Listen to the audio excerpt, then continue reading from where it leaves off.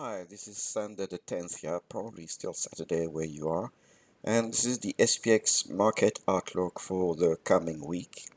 Before recording this one, I actually had a quick look at last week's, and not only it was largely correct, but there's a little more to say about this week. As you can see, we're still in this channel, which has widened a bit in the last few weeks, but we are still in a bullish channel. So we'll be, of course, watching this lower boundary in the coming week. I believe that the 1390 resistance level, which I mentioned last week, is still more or less valid.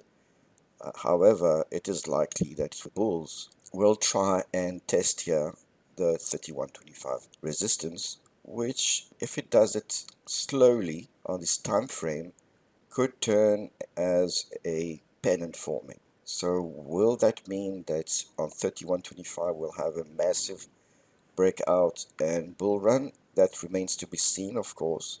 But we've had a series of bullish congestion, upward pressure breaking, and this. So it's quite likely that we're going to actually hover in this area in the next week. On the downside, the support levels are more or less the same. Actually, the lines haven't changed from last week. So first we'll look at this upward channel boundary. We have seen actually, if you remember last week, I said, well, when 3050 is broken, it should normally go back to the former resistance and test it for support. The market only went down to 3067, 3070. Not far from the 3060. Of course, when I mentioned levels, support or resistance, and there's always noise or shorter term volatility that makes those levels to be taken as an area plus minus 3, 4, 5 points. So even here now, when we reached 1390, we went all the way to 1397. This doesn't mean it's a breakout. With the market finding support a bit higher than the stronger support I anticipated, of course, the market found more stamina to aim higher again.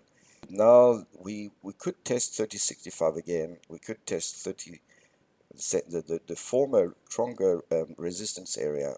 As you can see, it's almost like plateaued. So the support levels will be more or less on 3040, 3050, then probably the 30,000 area.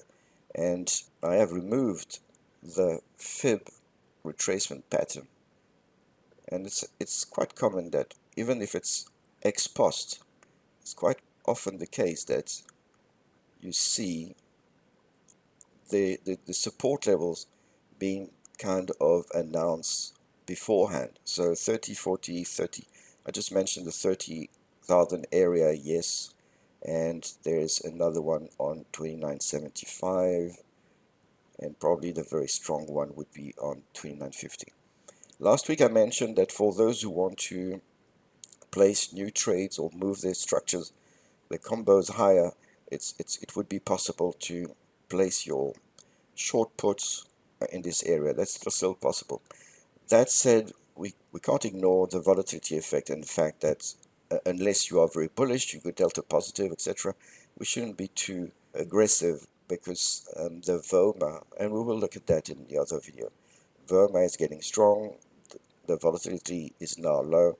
I would still recommend to remain conservative in this bullish market. Okay, that's it for this report. Those who don't know this kind of analysis, this is a set of indicators that I can apply to a lot of symbols without changing a single thing. Very few parameters which make this analysis quite valid, stable across a number of symbols.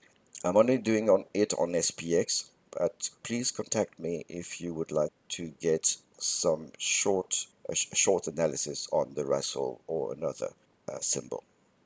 Thank you for watching. Please comment. Feedback is always appreciated.